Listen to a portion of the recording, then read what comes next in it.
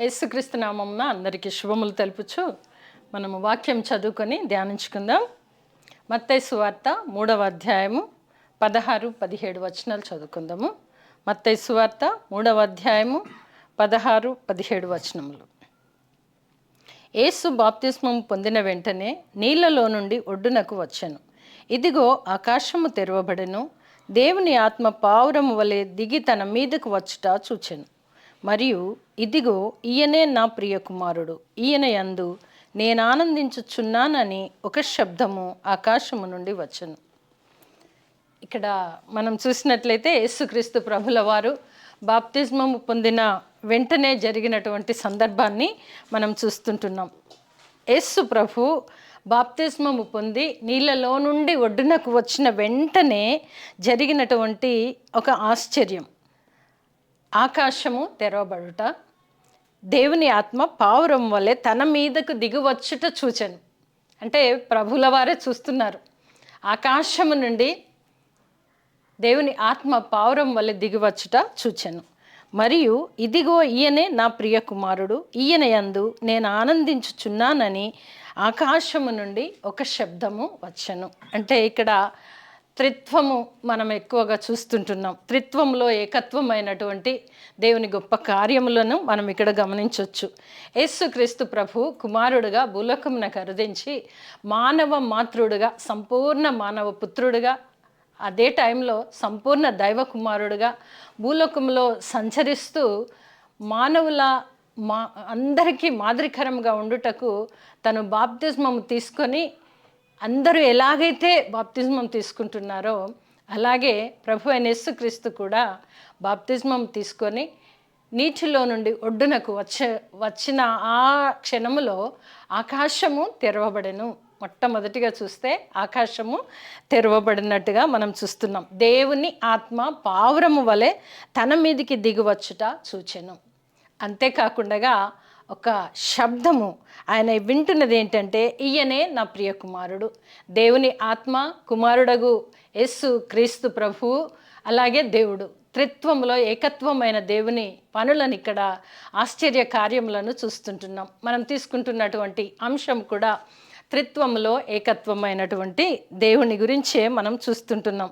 అనగా యేసుక్రీస్తు ప్రభుల వారు బాప్తిజమం తీసుకుంటున్నారు. తండ్రి అయిన దేవుని పరిశుద్ధాత్మ పావురం వల్ల తన మీదకి దిగివచ్చుట, ఈయన నా ప్రియ కుమారుడు అని చెప్పడం కూడా మనము వింటున్నాం. అందుకే త్రిత్వములో ఏకత్వం గల దేవుడని ఇక్కడ మనము చూడాల్సినటువంటి అవసరత ఉంది. అలాగే చూస్తే మత్తయి సువార్త 28-18లో కూడా మనం చూడొచ్చు. 28వ అధ్యాయము 18వ వచనం. మత్తయి సువార్త 28వ అధ్యాయము 19వ వచనం చూద్దాం. కాబట్టి మీరు వెళ్ళి సమస్త జనులను శిష్యులనుగా చేయుడి, తండ్రి యొక్కయు కుమారుని యొక్కయు పరిశుద్ధాత్మ యొక్కయు నామములోనికి వారికి బాప్తిస్మమియుడని చెప్పెను. ఇక్కడ మనం చూస్తే ప్రభుల వారిని కొందరు అంగీకరించారు, కొందరు సందేహించారు. అవన్నీ చూస్తుంటున్నప్పటికీ కూడా యేసు ప్రభు తన 11 మంది శిష్యులతో ఈ మాటలు చెప్పడం మనం చూస్తుంటున్నాం. ఏమని చెప్తున్నాడంటే, మీరు వెళ్ళి సమస్త జనులను నా శిష్యులుగా చేయుడి. ఎందుకు అని చూస్తే 17వ వచనంలో ఉంది, వారు ఆయనను చూచి ఆయనకు మ్రొక్కిరి గాని కొందరు సందేహించిరి. అయితే యేసు వారి యొద్దకు వచ్చి, భూమి మీదను పరలోకమందును నాకు సర్వాధికారము ఇవ్వబడి ఉన్నది. యేసుక్రీస్తు ప్రభుల వారికి సర్వ అధికారము ఇవ్వబడి ఉన్నది కనుక, కాబట్టి మీరు వెళ్ళి ఏం చేయమంటున్నాడంటే, సమస్త జనులను నా శిష్యులుగా అనంటే దేవుని యొక్క సువార్తను ప్రకటించడం. దేవుని ఎరుగని బిడ్డలు, అంధకారంలో కూర్చున్నటువంటి బిడ్డలకు దేవుని సువార్తని ప్రకటించుడి అని దేవుడు అధికారం ఇస్తున్నాడు. యేసుక్రీస్తు ప్రభు వారికి అధికారం ఇస్తూ ఏమని చెప్పాలో కూడా నేర్పించడం మనం ఇక్కడ చూస్తుంటున్నాం. ఏమని చెప్తున్నాడంటే, తండ్రి యొక్కయు కుమారుని యొక్కయు పరిశుద్ధాత్మ యొక్కయు. తండ్రి, కుమార, పరిశుద్ధాత్మ త్రిత్వంలో ఏకత్వమైనటువంటి మాటని ఇక్కడ మనం చూస్తుంటున్నాం. తండ్రి యొక్కయు కుమారుని యొక్కయు పరిశుద్ధాత్మ యొక్క నామములోనికి వారికి బాప్తిస్మమియుడి అని చెప్పడం మనము చూస్తుంటున్నాం. ఇది తండ్రి యొక్క పని, కుమారుడు పని, పరిశుద్ధాత్మ యొక్క పనులుగా మనము చూడొచ్చు. అలాగే కొరింథీయులకు రాసిన 2వ పత్రికలో కూడా 13వ అధ్యాయము, కొరింథీయులకు రాసిన 2వ పత్రిక 13వ అధ్యాయము 14వ వచనాన్ని మనం చూస్తాం. ప్రభు అయిన యేసుక్రీస్తు కృపయు, దేవుని ప్రేమయు, పరిశుద్ధాత్మ సహవాసమును మీకందరికీ తోడై ఉండునుగాక. మరి ఇక్కడ చూస్తే కూడా మనం ఈరోజు వరకు కూడా అన్ని చర్చెస్లో కూడా మనం చూస్తుంటున్నాం, చివరిగా బెనెడిక్షన్తో ముగిస్తుంది. ఆ బెనెడిక్షన్ కూడా ఎలా ఇస్తున్నారు అని మనం చూస్తే, ప్రభు అయిన యేసుక్రీస్తు కృప, తండ్రి యొక్క ప్రేమ, పరిశుద్ధాత్ముని యొక్క అన్యోన్య సహవాసం అని మనకు ఆశీర్వచనము తీసుకుంటుంటాం. అయితే ఇదంతా కూడా త్రిత్వములో ఏకత్వమైనటువంటి దేవుడు, తండ్రి, కుమార, పరిశుద్ధాత్మ. తండ్రి యొక్క ప్రేమ ఏంటనేది మనం ముందుగా చూద్దాం. తండ్రి యొక్క ప్రేమ, కుమారుని యొక్క కృప, పరిశుద్ధాత్మ యొక్క అన్యోన్య సహవాసము మనతో ఎలా ఉంది అనే విషయాన్ని మనము కొద్దిగా చూసుకుందాము. ఎందు గురించి అంటే త్రిత్వంలో ఏకత్వమైనటువంటి దేవాతి దేవుని కార్యక్రమాలని మనము ధ్యానించుకుంటున్నాం. యోహాను సువార్త 1వ అధ్యాయము 16వ వచనం మనందరికీ తెలిసినటువంటిదే. యోహాను సువార్త 3వ అధ్యాయము 16వ వచనం. దేవుడు లోకమును ఎంతో ప్రేమించెను కాగా ఆయన తన అద్వితీయ కుమారునిగా పుట్టిన వాని యందు విశ్వాసముంచు ప్రతివాడును నశింపక నిత్య జీవము పొందినట్లు ఆయనను అనుగ్రహించెను. ఇక్కడ తండ్రి యొక్క ప్రేమను మనం చూస్తుంటున్నాం. తండ్రి యొక్క ప్రేమ అని చెప్పుకున్నాం కదా. త్రిత్వంలో ఏకత్వమైనటువంటి దేవాతి దేవుని కార్యములను మనం చూసినట్లయితే తండ్రి యొక్క ప్రేమ, మొట్టమొదటిగా తండ్రి యొక్క ప్రేమ. ఎందుకు తండ్రి యొక్క ప్రేమ అంటే, నిన్ను నన్ను తన పోలిక చొప్పున తన స్వరూపమందు నిర్మించుకున్నాడు. మనము అంధకారములో, మనము మనము దేవుని ఎరగని అన్యజనుల వల్ల ఉండకుండా ఉండటానికై యేసుక్రీస్తు ప్రభువుని తన అద్వితీయ కుమారునిగా భూలోకమునకు పంపడం మనం చూస్తుంటున్నాం. కనుకనే ఇక్కడ ఏమనుందంటే, దేవుడు లోకమును ఎంతో ప్రేమించెను కాగా ఆయన తన అద్వితీయ కుమారునిగా పుట్టిన వాని యందు విశ్వాసముంచు ప్రతివాడును నశింపక నిత్య జీవము పొందినట్లు ఏకైక కుమారుణ్ణి అనుగ్రహించినట్లుగా చూస్తుంటున్నాం. అదే తండ్రి యొక్క ప్రేమ. నీవు నేను నశించకుండా ఉండడానికి తండ్రి తన ఏకైక కుమారుణ్ణి ఈ భూలోకమునకు పంపించినట్లుగా మనము చూస్తుంటున్నాం. అలాగే చూస్తే యోహాను సువార్తలోనే 1వ అధ్యాయము 29వ వచనంలో చూస్తే, మరునాడు యోహాను యేసు తన యొద్దకు రాగా చూచి, ఇదిగో లోక పాపమును మోసుకొని పోవు దేవుని గొర్రెపిల్ల. తండ్రి ఏమో తన ప్రేమను వ్యక్తపరుస్తూ తన ఏకైక కుమారుణ్ణి భూలోకానికి పంపించారు. మరి బాప్తిస్మం ఇచ్చు యోహాను అయితే మరి యేసుక్రీస్తు ప్రభు దూరం నుండి వచ్చుట చూచి ఒక మాట అంటున్నాడు, ఇదిగో లోక పాపమును మోసుకొని పోవు లోక పాపమును అనగా మోసుకొని పోవు దేవుని గొర్రెపిల్ల అని చెప్పడం మనం చూస్తుంటున్నాం. అంటే యేసుక్రీస్తు ప్రభువు బాప్తిస్మం ఇచ్చు యోహాను గారికి ఎలా కనబడుతున్నాడంటే, ఒక వధకు తేబడిన గొర్రెపిల్లలాగా దీనాతి దీనంగా తల వంచుకొని వధించబడుటకు ఎలాగైతే సిద్ధపడుతుందో ఆ రీతిగా ప్రభువును చూస్తున్నాడు బాప్తిస్మం ఇచ్చు యోహాను.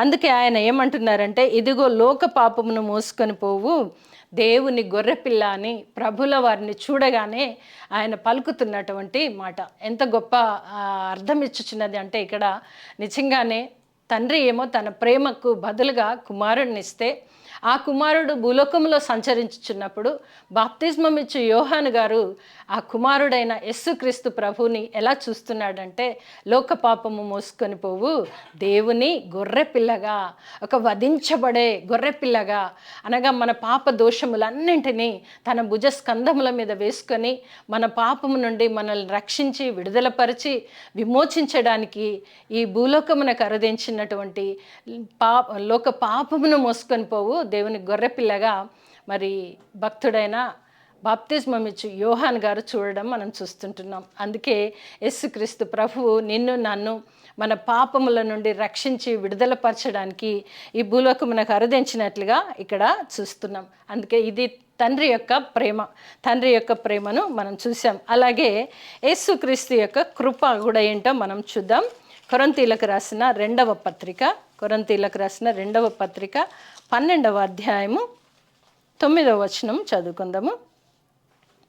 అందుకు నా కృప నీకు చాలును, బలహీనత యందు నా శక్తి పరిపూర్ణమవుచున్నదని ఆయన నాతో చెప్పెను. కాగా క్రీస్తు శక్తి నా మీద నిలిచియుండు నిమిత్తము విశేషముగా నా బలహీనతల యందే బహుగా అతిశయపడుదును. ఇక్కడ మనం చూస్తే పౌలు గారు లేఖలు రాస్తూ ఇక్కడ నా కృప నీకు చాలును, ఆయన ముమ్మారు ప్రభు దగ్గర వేడుకుంటూ శ్రమల నిమిత్తం ఇవి తట్టుకోవడానికి నాకు శక్తి అని ఎప్పుడైతే పౌలు గారు ప్రార్థించారో అప్పుడు యేసుక్రీస్తు ప్రభు యొక్క మాటని తను చెప్తున్నటువంటి మాటని ఒకసారి చదువుకుందాము. ఇక్కడ 8వ వచనం చూద్దాం. అది నా యుద్ధ నుండి తొలగిపోవాలనని దాని విషయమై ముమ్మారు ప్రభువుని వేడుకుంటుని, పౌలు గారు ప్రార్థన. అప్పుడు అందుకు నా కృప నీకు చాలును, నా కృప నీకు చాలును. అందుకే కుమారుడైన యేసుక్రీస్తు కృప అని మనం చెప్పుకుంటుంటాం. కుమారుడైనటువంటి యేసుక్రీస్తు కృప బలహీనతలందు, కష్టములందు, దుఃఖములందు, వేదనలందు, ఇరుకులోను, ఇబ్బందులను ప్రతి విషయం అందు కూడా పౌలు గారు చెప్తుంటాడు, తండ్రి యేసుక్రీస్తు ప్రభుల వారి కృప నాకు చాలును. ఆయన నా బలహీనతలందే నన్ను బలపరుచున్న యేసుక్రీస్తు ప్రభు ఆయన కృప చేత నన్ను బలపరిచాడు, నన్ను వాడుకుంటున్నాడని మనం చెప్పడము ఇక్కడ చూస్తుంటున్నాం. కాబట్టి యేసుక్రీస్తు ప్రభుల వారి కృపని మనం చూసాం. అలాగే చూస్తే యోహాను సువార్తలో మరలా ఒక మాటని చూద్దాం. 1వ అధ్యాయము 11వ వచనంలో, యోహాను సువార్త 1వ అధ్యాయము 11వ వచనంలో చూస్తే, ఆయన స్వకీయుల యొద్దకు వచ్చెను, ఆయన స్వకీయులు ఆయనను అంగీకరింపలేదు. స్వకీయుల యొద్దకు ప్రభు అయిన యేసుక్రీస్తు వచ్చెను, కానీ స్వకీయులు అంగీకరింపలేదు, తెలుసుకోలేదు, గుర్తుపట్టలేదు.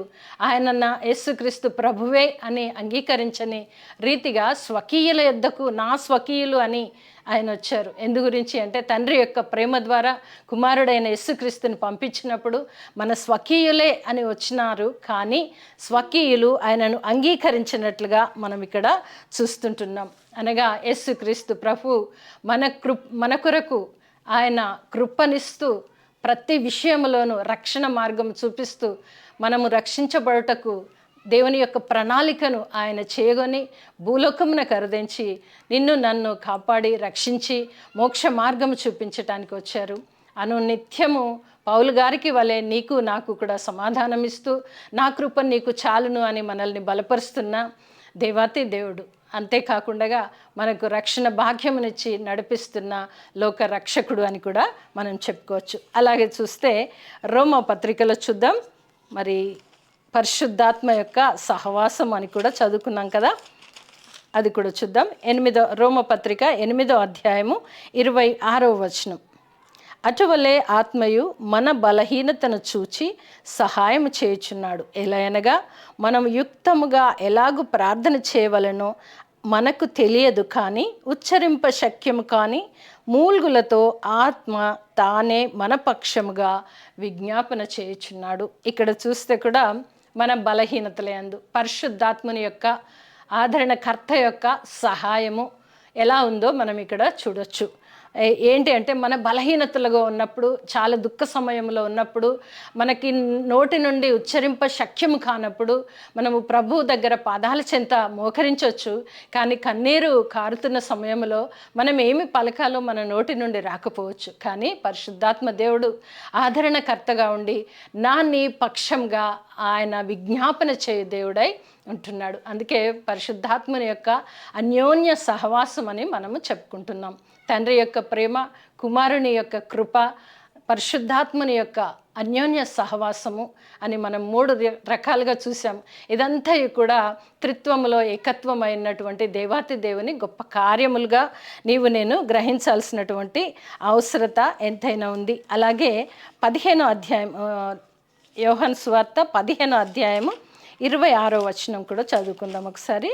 యోహాను సువార్త 15వ అధ్యాయము 26వ వచనం. 15వ అధ్యాయము 26వ వచనం. తండ్రి యొద్ద నుండి మీ యొద్దకు నేను పంపబోవు ఆదరణకర్త, అనగా తండ్రి యొద్ద నుండి బయలుదేరు సత్య స్వరూపి అయిన ఆత్మ వచ్చినప్పుడు ఆయన నన్ను గూర్చి సాక్ష్యం ఇచ్చును. ఆదరణకర్త ప్రభు అయిన యేసుక్రీస్తు ముందుగానే చెప్పారు.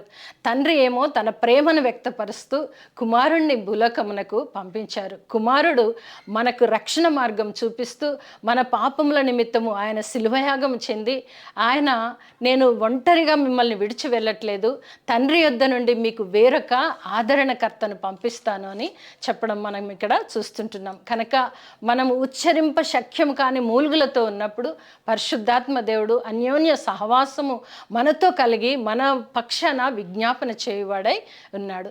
కనుక త్రిత్వంలో ఏకత్వమైనటువంటి దేవుని గొప్ప కార్యములు నీవు నేను తలంచుచున్నాం, గ్రహించుచున్నాము, గమనించుకోవాలి. ఎందుకంటే త్రిత్వంలో దేవుని యొక్క ప్రేమను చూసాము. ఆయన ప్రేమను రుచి చూచి మనం ఎరిగి తెలుసుకోవాలి. దేవుని కృపను పొందుచు ఈరోజు వరకు సజీవుల లెక్కలో ఉన్నాము. అన్యోన్య సహవాసం కలిగి పరిశుద్ధాత్మ నడిపింపు ద్వారా నడుస్తూ ఇంతవరకు ప్రభు కృపలో భద్రపరచబడి ఉన్నాం. కనుక త్రిత్వంలో ఏకత్వమైన దేవుణ్ణి నమ్మి తలంచుచు ఎల్లవేళలా ఆయనకిష్టలైన బిడ్డలుగా జీవించే కృప ప్రభు అయిన యేసుక్రీస్తు ద్వారా మనందరికీ కలుగునుగాక. ఆమేన్.